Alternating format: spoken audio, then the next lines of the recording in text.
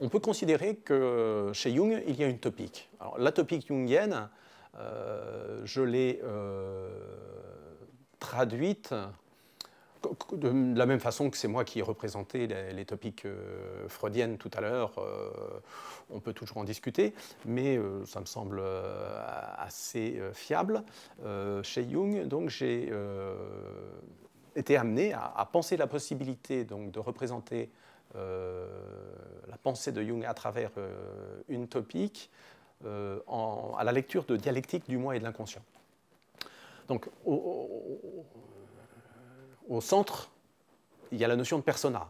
Le persona, c'est le masque qui était porté sur les scènes de théâtre antique, mais nous ne serons jamais autre chose que des personnes. Donc, il ne faut pas dire qu'il faut échapper à la persona. Il faut accepter que nous avons un masque social que nous présentons en fonction des situations et que c'est inéluctable, mais qu'il ne faut pas en rester effectivement à cet aspect purement superficiel, conventionnel et social, parce que si nous nous réduisons à ça, on passe complètement à côté de son propre processus d'individuation.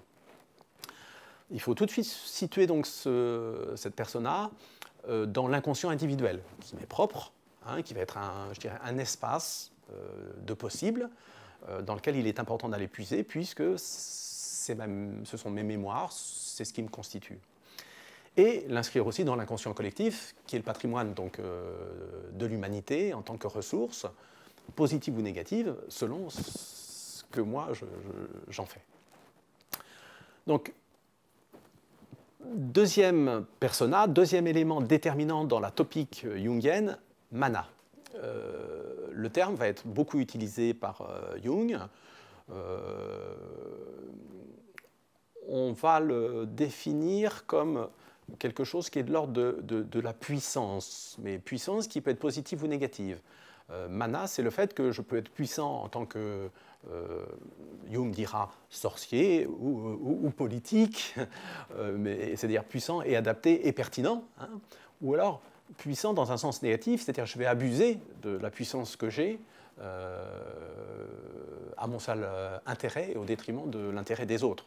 Donc il y a une ambivalence et on retrouve les opposés chez Jung dans cette dimension mana.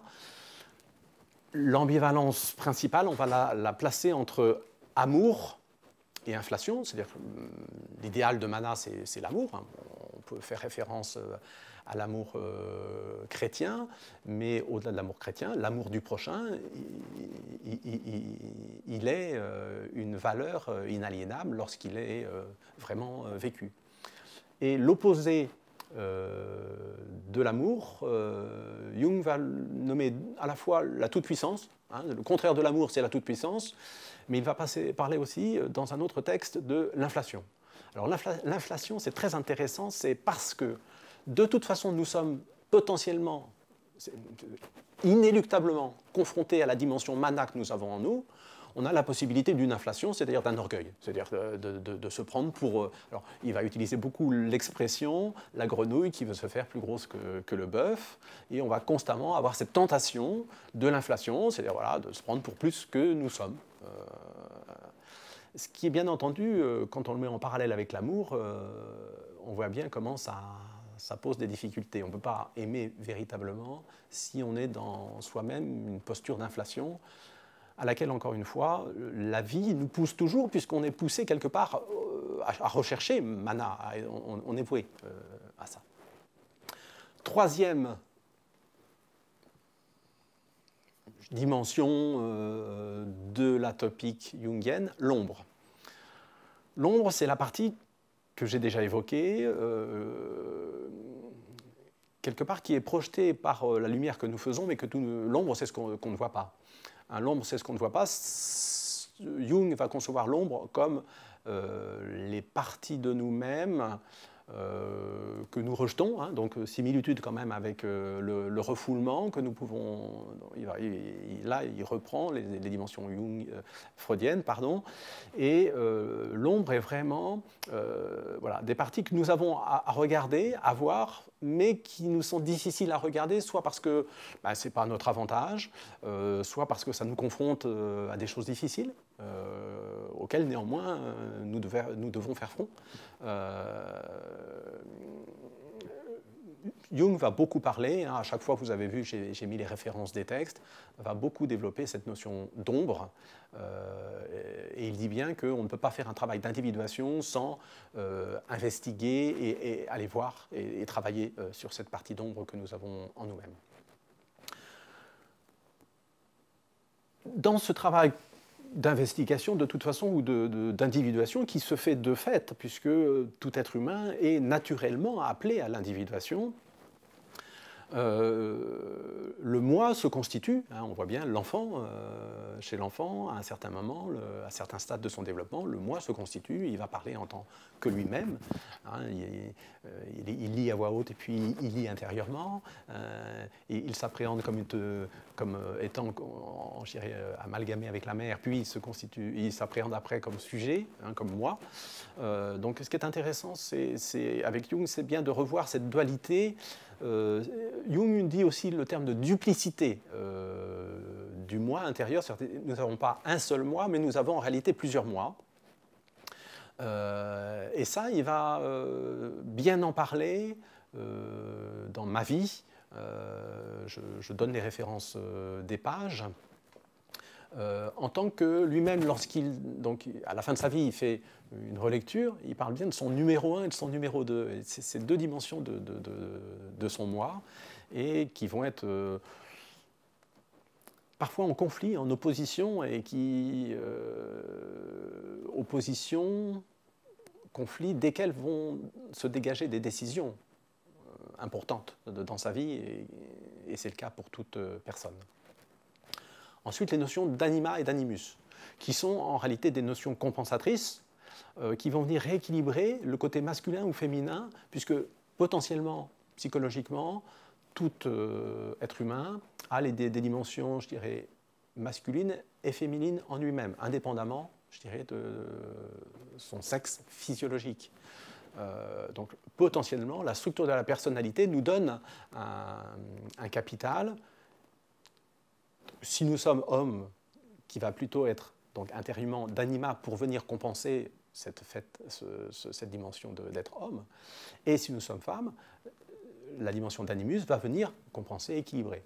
Quand on dit compenser, c'est jouer un rôle d'équilibration, ça va dépendre des situations. À nouveau, c'est ni bien ni mal, ça va être parfois favorable, parfois ça peut être catastrophique, parce que ça peut nous amener effectivement à des actes ou des comportements qui font que, je dirais, le grand dirigeant d'entreprise, chez lui, sera incapable sera complètement soumis à sa femme. Voilà, ça peut arriver. Dernier concept essentiel que j'ai déjà évoqué, vous avez déjà vu sur une diapositive, mais que je n'ai peu développé, celui de soi. Le soi, c'est en réalité ce à quoi nous sommes appelés. C'est la représentation, c'est la symbolisation, là, je dirais, c'est pour ça qu'on peut se permettre de dire que c'est une topique, de la vocation de ce que nous avons chacun à accomplir. Je crois qu'il faut le comprendre comme ça, même si Jung le développe de façon beaucoup plus détaillée et diverse. Cette topique nous renvoie à un point moyen de référence personnelle, un point moyen de référence de moi à moi. C'est-à-dire que de moi à moi, je suis constamment en train de me situer en référence. Voilà. D'abord, intérieurement, est-ce que ça va bien, est-ce que ça ne va pas bien? On sait très bien que justement, les stupéfiants, la drogue va créer un état intérieur où je suis très très bien intérieurement, mais comme ça dérégule, ça déplace le point moyen de référence sur quelque chose qui est artificiel, quand j'ai plus la drogue, je vis quelque chose qui est complètement atroce, puisque le point moyen de référence personnel, c'est quelque chose qui est constamment fluctuant. Le point moyen de référence personnel, c'est quelque chose qui fait que dans un camp de concentration ou dans des situations malheureuses de détresse totale, on va réajuster en réalité son point moyen de référence pour que les choses soient vivables. Ce qui explique que les gens qui ont beaucoup d'argent ou qui apparemment pourraient, ou on dit ont tout pour être heureux, ne sont pas heureux parce que le point moyen de référence, il se réajuste constamment, automatiquement à ce que l'on est. Il faut être vigilant à accepter ce point moyen de référence personnel et pas être en train de courir vers toujours un bonheur utopique ou ce qui pourrait être source de bien pour nous, parce qu'en réalité, on s'aperçoit qu'on n'atteint jamais, puisque à chaque fois qu'on avance, on va avoir besoin d'atteindre plus. Donc ce point moyen de référence personnel est quelque chose de moi à moi, est quelque chose d'essentiel dans l'économie intérieure, qui est une économie ouverte, puisqu'elle est ouverte sur des dimensions de mystère de l'inconscient collectif, de mystère de la vie, et qui n'est pas donc réductible à une économie close sur elle-même.